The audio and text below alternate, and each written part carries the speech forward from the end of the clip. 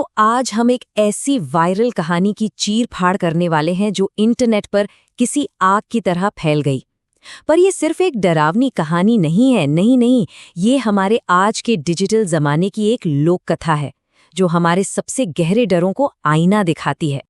ज़रा सोचिए, क्या हो अगर एक गलती, बस एक गलती, किसी की पूरी जिंदगी की कीमत वसूल ले।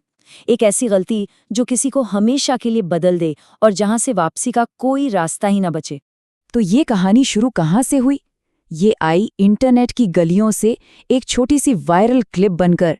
ये उन कहानियों में से है जो रातों रात फैल जाती हैं और जहन में एक अजीब सी बेचैनी छोड़ जाती हैं।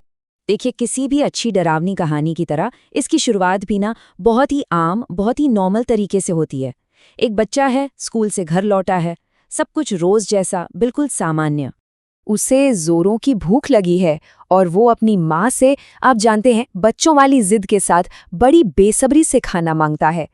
ये एक बच्चे की मासूमियत भरी जिद लगती है जो बस कुछ ही पलों में कुछ और बनने वाली है। और उसकी माँ, वो उस वक्त बड़े सुकून से, बड़ी शांति से कुरान पढ़ रही थी।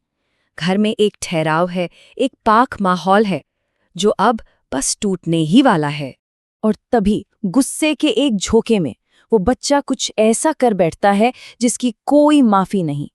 वो उस पाक किताब को लात मार देता है और बस वहीं पर एक हद पार हो जाती है।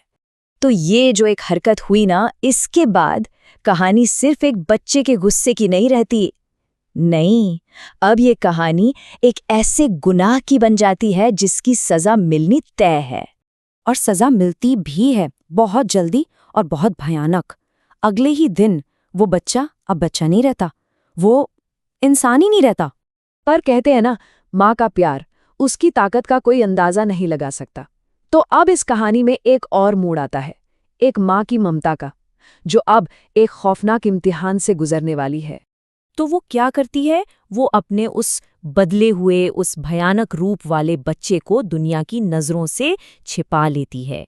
कहानी में एक और बड़ी अजीब सी डिटेल है कि घर में टीवी हमेशा बहुत तेज आवाज में चलता रहता था, मानो उस आवाज के पर्दे के पीछे किसी भयानक सच को दबाने की कोशिश हो रही हो। लेकिन ऐसे राज ज्यादा दिन तक राज नहीं रहते हैं ना। कहानी अब अपने सबसे डरावने और आखिरी मोड़ पर पहुंच रही है। और फिर वही होता है जिसका डर था। एक दिन एक पड़ोसी को उस बंद दरवाजे के पीछे का सच पता चल ही जाता है। और यहीं से कहानी का वो हिस्सा शुरू होता है जो शायद सबसे ज्यादा डिस्टर्बिंग है। तो ये तो थी कहानी, पर सवाल ये है कि इतनी सीधी साधी कहानी में ऐसा क्या है जो ये दिमाग में अटक जाती है। चलिए अब जरा इस मॉडर्न कहानी की बनावट को समझते हैं। देखिए, पुरानी लोक कथाओं में ना एक चीज होती है जिसे हम टैबू कहते हैं। मतलब कोई ऐसा काम जो बिल्कुल मना है, एक पवित्र नियम, और अगर किसी ने उसे तोड़ा तो उसे कोई अलौकिक सजा मिलती है। इस पूरी कहानी की नींव यही टैबू है। असल में ये कहानी जो है ना, ये शहरी दंत कथाओं यानी अर्बन लेजेंड्स के एक क्लासिक फॉर्मूले पर चलती है। स्टेप 1, टैबू यानी कोई वर्जित काम होता है। यहाँ पर वो था पवित्र किताब का अपमान। स्टेप 2, उसका नतीजा, मतलब एक भयानक अलौकिक सजा। स्टेप 3, छिपाना, यानी उस भयानक नतीजे को दुनिया से छिपाने की कोशिश। और आखिर में स्टेप 4, पर्दाफाश, जब वो डर सबके सामने आ जाता है, वो भी बहुत हिंसक तरीके से।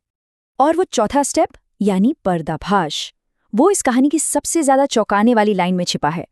उसने पड़ोसी को भी मार डाला और अपने ही बच्चे को खिला दिया। सोचिए, ये एक लाइन कहानी के हॉरर को एक अलग ही लेवल पर ले जाती है।